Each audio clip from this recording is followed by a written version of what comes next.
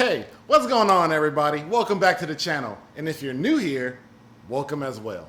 I'm just G and I have a great build for you today. So I just saw Spider-Man across the Spiderverse, and when I saw Spider-Punk, I thought to myself, man, he looks cool. And I saw how much swag he had.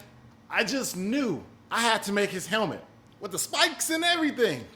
But first things first, let's get to the files. All right, what's up, everybody? So I got my Spider-Punk helmet from Deal 3D, which is probably my go-to right now for getting any kind of helmet or file that I'm going to print out. They just have a proven track record of having great files. They should actually sponsor me now because I use them so much. Hint, hint, hint. Anyways, going back to the file, I like this one because it breaks it down into many pieces. You have mesh eyes, solid eyes, magnetic holes, removable back plate, and all the spikes come separate so you can just print them off. Easy peasy. Now that we are in my Kira software, I have to orientate this helmet so it will print properly, right? I don't want to generate supports on the back and have just a waste of stuff. So I'm automatically going to rotate this on its back. I like to add support blockers in these little holes because it likes to generate supports in there. So I do that all the way around and then I slice it. All right, 1 day, 15 hours. That's actually not that bad. Let's go ahead and get to printing.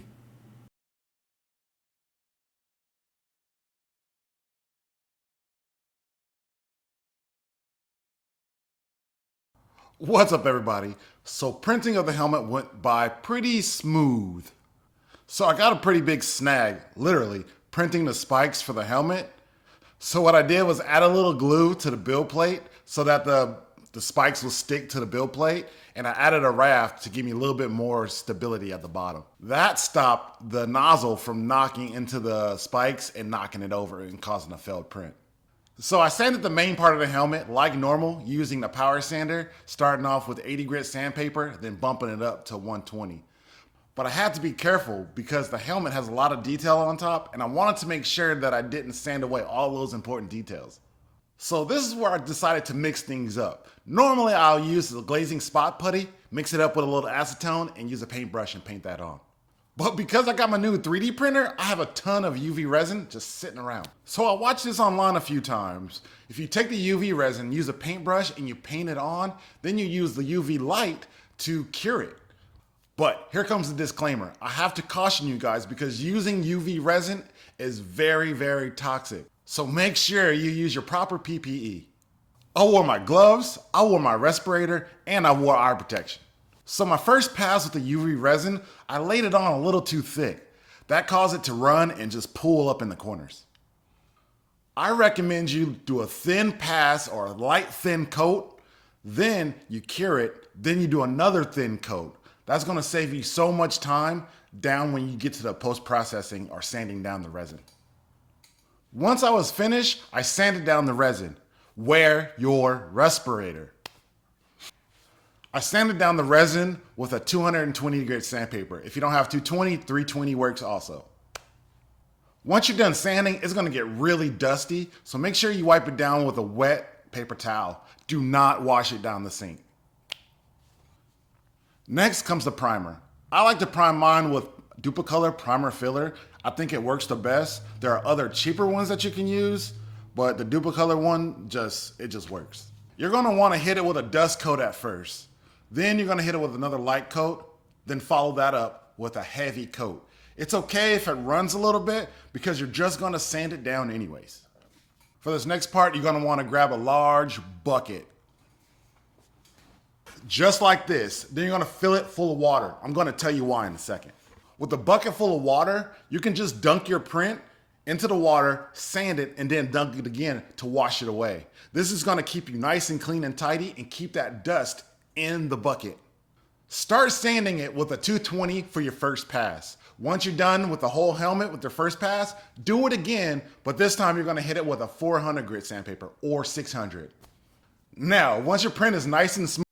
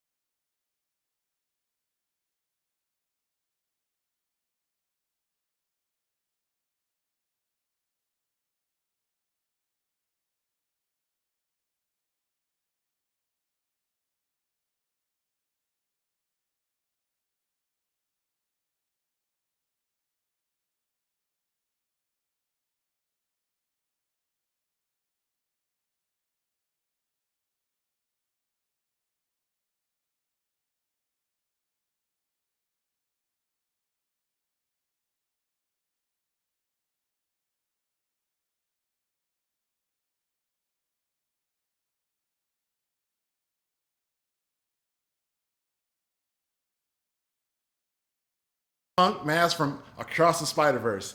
And what can I say? I continuously impress myself with these builds that I do. So I just got my resin printer and I decided to resin print these solid eyes for the mask. And let me tell you why. Because when you take these off, they're solid, so you can't see through them. But they look so much better if it's sitting on like a mantle or something like that and having these solid eyes versus having the mesh ones. But I didn't get rid of the mesh ones, I still use them. So if you want to wear this helmet, you can, and you can still see out of it. These eyes are magnetic. You can just take them off and you can go ahead and attach the mesh one as well so you can see out of it. So if you want to wear this for Halloween, you can because you got the mesh eyes. So I just might have my new method of sanding these helmets. So using the UV resin and then curing it with the UV light makes these helmets so smooth. Like, I do not see any visible layer lines at all on these helmets. But now I know my weakness though. I understand what I need to get better at and what I need to do with fixing. So I masked off all of these white lines that makes the Spider-Man webs. It took me a good hour and a half to mask all of these off. But when I sprayed the red, I still got overspray on some of these lines. Now, to my eye, I can see all the imperfections, I know. It probably looks really good on camera, but there are imperfections and I really want to work all of that stuff out. So that's what I need to start working on when I do these builds and when I make these helmets. I really like doing these helmet builds and I think they come out really well. And I also have so many more to do in the future. So if you guys have any ideas of what I should make next, leave it down in the comments. Now I have my few ideas and everything, but you guys probably have a lot more. So if you want to challenge me or try to stump me at making something, leave it down in the comments. I'm probably going to pick something that you guys choose. So if you guys are still watching this channel and you haven't given me a like, go ahead and take a pause break and go ahead and hit that like button. And if you guys want to see way more of this content or some previous content that I have, hit that subscribe button. It'll help me out so much. And if you guys want to see me make wireless LED goggles using magnets, I'll leave a link right up here and you can go ahead and click on that. I enjoy you guys' engagement so much, especially on other platforms like Twitter and on Instagram. I post daily footage of my builds as I'm working on them on these channels. So if you want to follow me on Instagram or on Twitter, or X as it's called now, go ahead and do that at JustGOG and JustG3D. Those are my two pages. Everybody have a great rest of your day or night. God bless y'all. Peace out. She said we should hook up the